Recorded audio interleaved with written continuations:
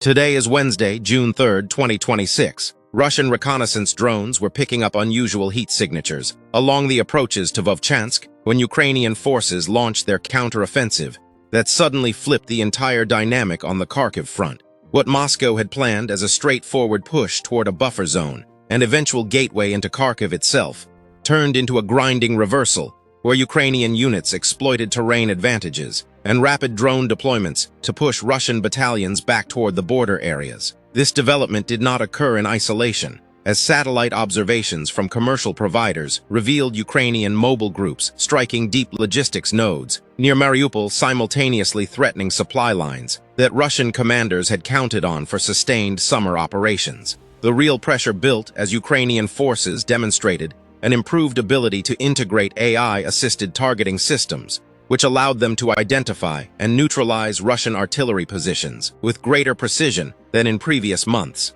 Energy markets, already jittery from ongoing tensions in the Strait of Hormuz, reacted with subtle upward ticks in oil futures, because any disruption in European supply routes tied to the Ukraine conflict could compound existing vulnerabilities in global LNG flows. Russian planners had invested heavily in Vovchansk, expecting it to serve as the anchor for broader advances. But Ukrainian counterattacks exposed weaknesses in Moscow's troop rotations and electronic warfare coverage, allowing small unit maneuvers to create unexpected breaches. Intercepted communications suggested Russian field commanders were urgently requesting reinforcements, while Ukrainian drone swarms saturated radar systems, forcing defensive postures that limited offensive momentum. This shift carried immediate economic consequences, as European allies monitored potential spikes in energy prices if Russian advances stalled and forced reliance on alternative supply corridors, already strained by sanctions. What terrified defense analysts was not just the localized fighting, but the broader implication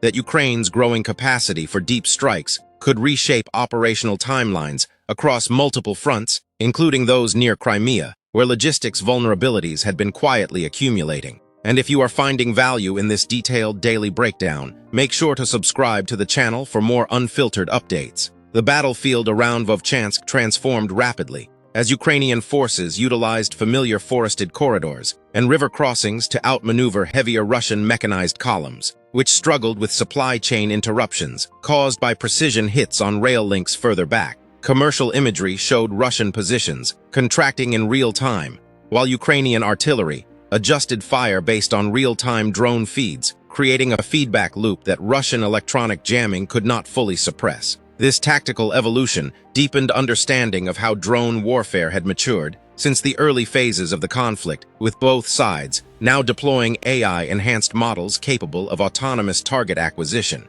Yet Ukraine seemed to hold an edge in integration with Western-supplied systems. Meanwhile, in the Middle East, Iranian naval patrols near the Strait of Hormuz continued their shadowing operations against commercial tankers, prompting U.S. Navy Arleigh Burke-class destroyers to reposition closer to key choke points, in a move that heightened risks of miscalculation between competing powers. The interconnected nature of these theaters became clear as any major escalation in Ukraine could divert Western resources away from monitoring Chinese activities in the South China Sea, where naval posturing had intensified in recent weeks. Military movements near Mariupol added another layer of complexity, because Ukrainian strikes targeted Russian ammunition depots and repair facilities, disrupting the flow of equipment needed for any renewed push toward Kharkiv. This exposed institutional fears within the Kremlin about overextended supply lines, particularly as winter equipment maintenance cycles approached, and sanctions continued limiting access to critical components.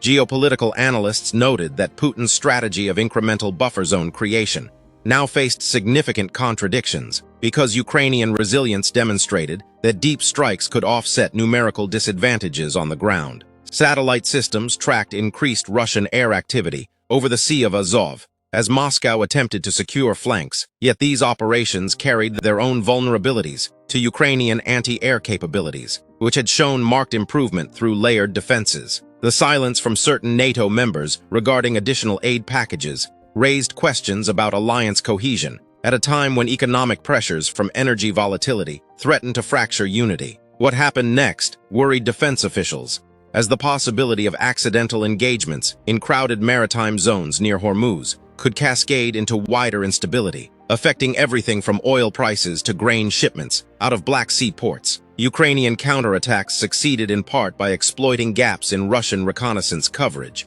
where drone losses had mounted due to improved Ukrainian electronic countermeasures, forcing Moscow to rely more heavily on ground-based observers exposed to artillery fire. This tactical reality shifted viewer understanding of the conflict's next phase, because it suggested momentum was no longer solely determined by sheer mass, but by adaptability in contested electromagnetic environments. In parallel, Chinese naval vessels conducted exercises near Taiwan that coincided with these developments, prompting Pentagon assessments of whether resource diversion in Europe might embolden actions in the Indo-Pacific. The economic fallout extended beyond immediate battle zones, as insurers re-evaluated coverage for vessels transiting high-risk areas in both the Black Sea and Persian Gulf, creating ripple effects on global trade routes. Russian forces attempting to stabilize Vovchansk encountered repeated ambushes from small Ukrainian teams equipped with portable anti-tank systems, which highlighted vulnerabilities in urban warfare doctrine that had not been fully addressed despite years of fighting.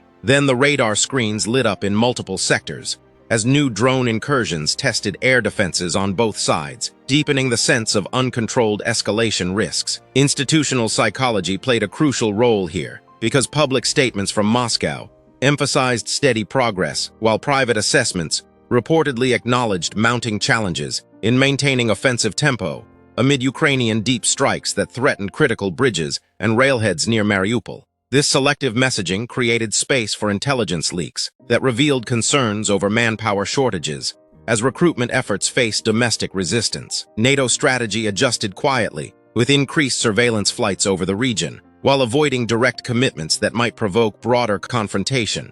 Yet the underlying tension remained as alliance members weighed the costs of prolonged support against domestic economic strains. The real danger was something else entirely, because a successful Ukrainian disruption of Russian logistics could force Moscow toward riskier asymmetric responses, including heightened cyber operations or expanded targeting of energy infrastructure. In the Middle East, IRGC activities around key islands in the Strait of Hormuz continued to create uncertainty for tanker traffic, as U.S. and allied vessels maintained presence to deter disruptions that could send oil prices soaring and indirectly fund prolonged operations in Ukraine. Through higher revenues, Ukrainian forces near Vovchansk pressed their advantage by integrating newly arrived Western munitions with local production drones, creating hybrid capabilities that challenged Russian air superiority claims. This development introduced strategic danger because it suggested the conflict could enter a phase where technological edges compensated for territorial losses, forcing both sides into prolonged attrition. Economic impacts materialized quickly, as European nations faced renewed pressure on natural gas reserves if Black Sea shipping faced further interruptions tied to battlefield outcomes. What governments feared privately involved the potential for misidentified contacts in crowded skies, leading to unintended escalations that could draw in additional actors beyond current participants. Satellite imagery revealed hidden deployments of Russian reserves, moving toward border regions, yet these movements appeared reactive rather than part of a coherent, renewed offensive, raising questions about command cohesion. The timing immediately raised suspicion among OSINT analysts, who cross-referenced public data with leaked reports, exposing contradictions in official narratives about operational success. As Ukrainian units consolidated gains around Vovchansk, Russian commanders shifted focus toward defensive consolidation, while attempting limited counterstrikes that yielded mixed results due to effective Ukrainian jamming of communication networks. This evolution in battlefield dynamics deepened military understanding of how persistent drone operations could degrade command and control structures over time, creating cumulative disadvantages, even for larger forces. In the broader geopolitical landscape, U.S.-China tensions manifested through naval shadowing in the Pacific, where Virginia-class submarines conducted patrols that indirectly influenced resource allocation decisions for European theaters. The interconnected system meant that any significant Russian setback in Kharkiv could prompt adjustments in sanctions enforcement or energy diplomacy, affecting multiple continents simultaneously. Military planners were no longer focused solely on victory, but on managing escalation thresholds that grew narrower with each technological advancement on both sides. And if you are finding value in this detailed daily breakdown, Make sure to subscribe to the channel for continued insights into these evolving power shifts. The situation around Mariupol grew particularly tense, as Ukrainian strikes targeted logistics hubs, forcing Russian forces to reroute supplies through more exposed corridors, vulnerable to further interdiction. This operational risk compounded existing pressures from sanctions that limited access to advanced components for drone and missile systems, prompting greater reliance on domestic production, with varying quality outcomes. Propaganda campaigns on both sides intensified with selective releases of footage designed to shape perceptions, while open-source investigators used satellite evidence to reveal discrepancies between claims and actual movements on the ground. The real nightmare scenario involved one wrong radar identification in the Strait of Hormuz, where Iranian fastboats and U.S. Navy assets operated in close proximity, potentially triggering chain reactions that could spike global energy costs and alter funding flows for the Ukraine conflict. Ukrainian growing ability to strike deep exposed Moscow's buffer zone strategy as more fragile than anticipated, creating alliance tensions within NATO over how to sustain support without crossing perceived red lines. Defense technology played a pivotal role in recent shifts, because AI-powered Ukrainian systems allowed for faster target prioritization, reducing response times against Russian artillery barrages that had previously dominated open terrain. This capability introduced new tactical vulnerabilities for Russian units operating without equivalent countermeasures, leading to higher attrition rates in contested zones. Geopolitical forecasting suggested that sustained Ukrainian pressure could force political recalibrations in Moscow, where domestic considerations increasingly influenced military decision-making timelines. Economic consequences expanded as agricultural exports from Ukraine faced renewed threats from nearby fighting, impacting global food security and adding pressure on international alliances already strained by multiple simultaneous crises. The silence from certain quarters was not accidental, as governments carefully calibrated statements to avoid signaling weakness while monitoring developments that could reshape power balances across Eurasia. Commercial shipping lanes adjusted routes in response to perceived risks, creating additional costs that filtered through to consumers worldwide, and highlighted the truly global nature of these localized conflicts. Russian summer offensive plans appeared delayed or modified, as Vovchansk developments forced reallocations of resources that had been intended for multiple axes of advance. This adjustment revealed command pressure, because sustaining momentum across dispersed fronts required logistical feats complicated by persistent Ukrainian interdiction efforts near Mariupol. In the South China Sea, Chinese activities continued to test U.S. Navy responses, creating a secondary theater that demanded attention and resources, potentially limiting options in Europe. The hidden implication involved how energy market volatility from any Hormuz incident could provide indirect leverage in unrelated negotiations, affecting everything from sanctions relief to military aid packages. What terrified energy markets was not necessarily a direct strike,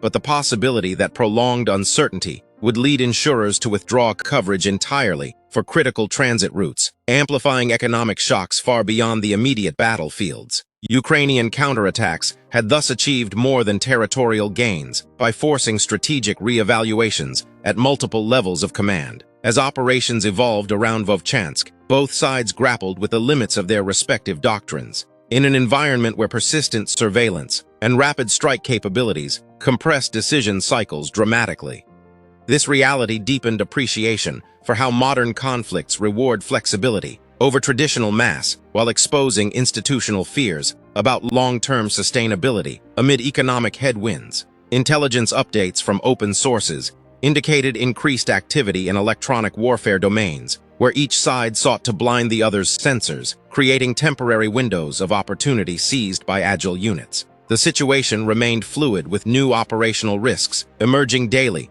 as governments navigated the narrow path between deterrence and direct involvement. The crisis continues to evolve, with underlying vulnerabilities persisting across interconnected global systems, and sources remain grounded in open